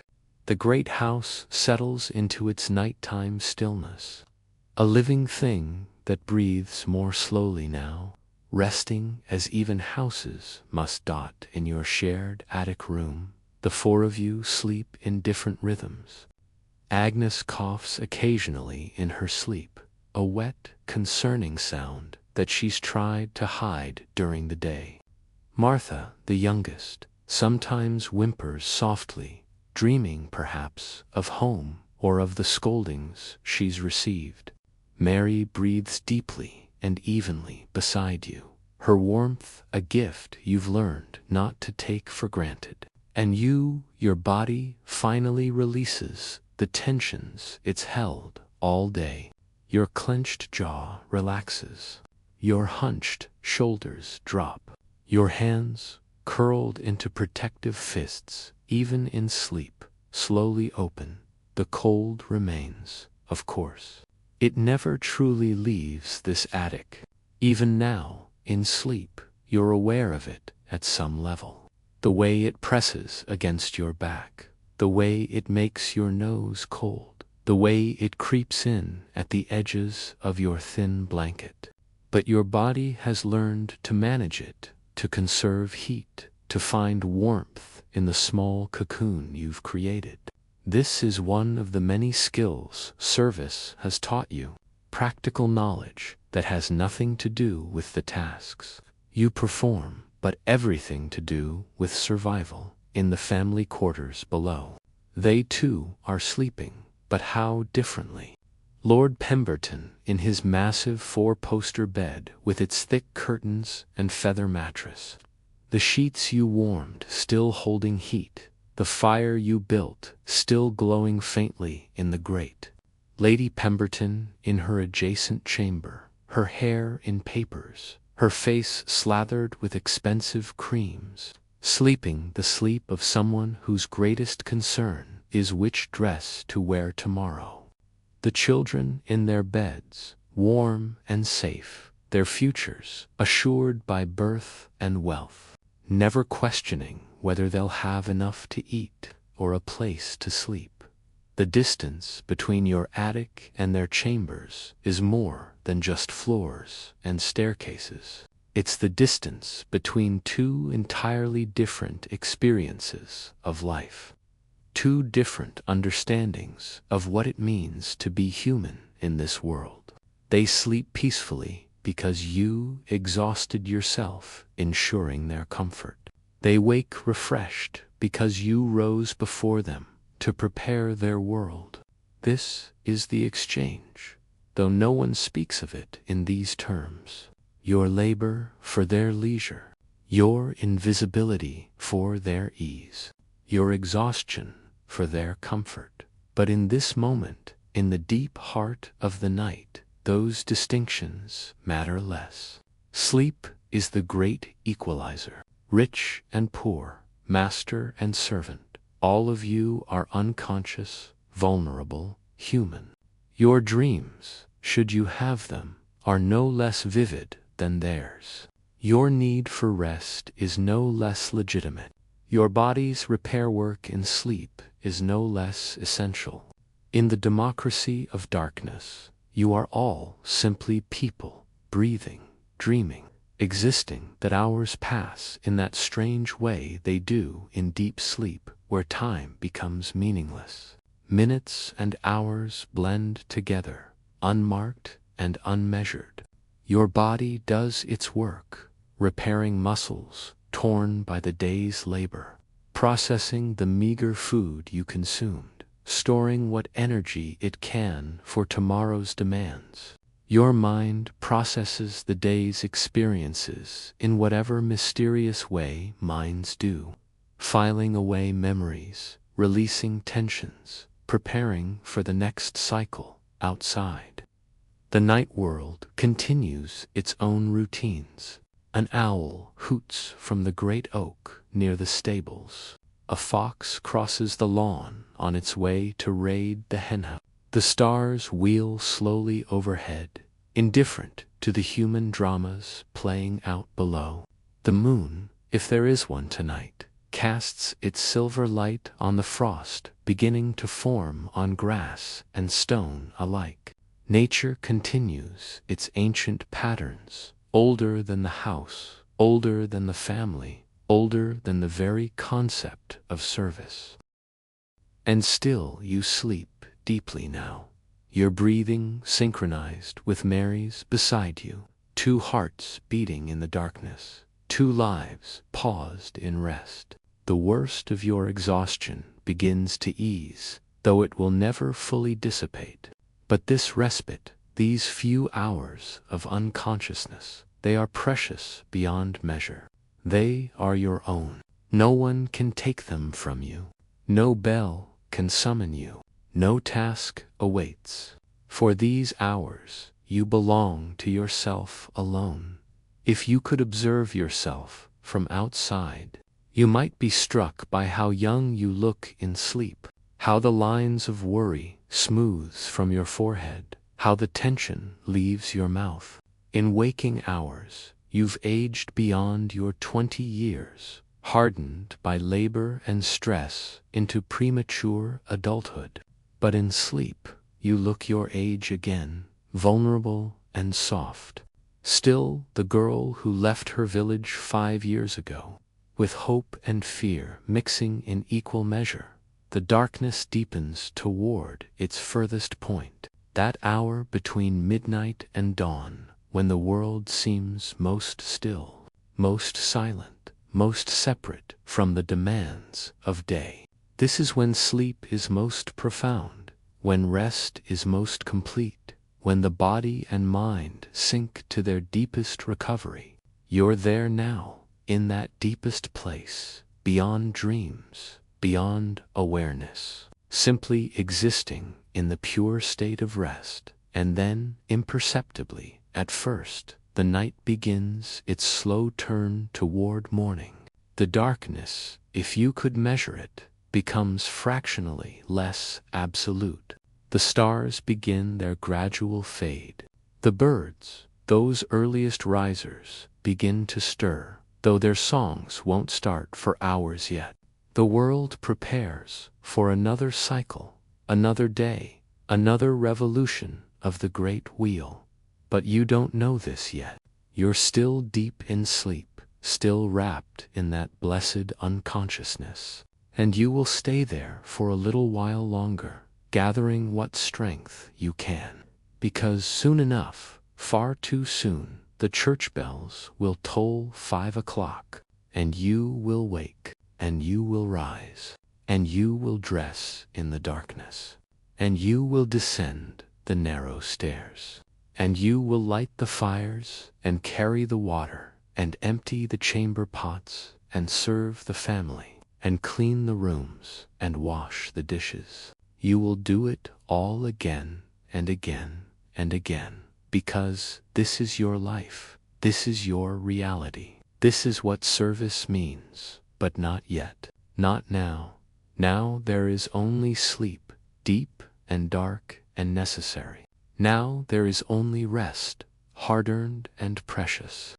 Now there is only this moment of peace, fragile and temporary, but real nonetheless. Your breathing continues, slow and steady. Your heart beats on, tireless and faithful. Your body rests, your mind quiets, and the night holds you gently in its darkness. Sleep, then. Sleep as deeply as you can, for as long as you're able. Tomorrow will come, whether you're ready or not. But tonight, for these last few hours before dawn, you're free. Free from duty, free from service, free from everything except the simple, profound act of being alive and at rest. This is your time.